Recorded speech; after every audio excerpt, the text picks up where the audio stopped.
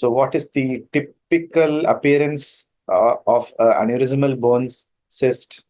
We call it as blood-soaked sponge appearance. So as the name says, if you knew the gross appearance of this, you know that it is filled up with blood.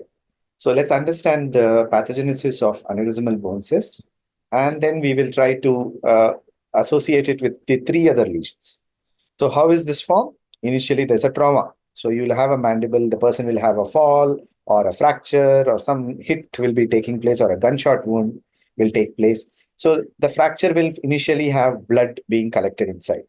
Now this blood has to heal, right?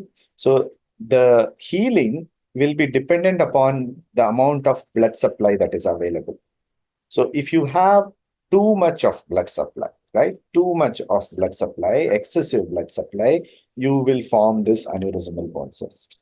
If you have absolutely zero blood supply, you will have an empty space called as the traumatic bone cyst. When you have insufficient blood supply, inadequate, not to heal, not to form no healing location area, you will form the central giant cell granuloma.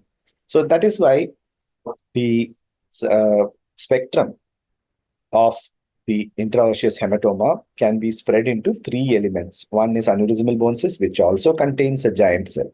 So this can be a differential diagnosis for giant cell lesions. These are nothing but lot of osteoclasts joined together.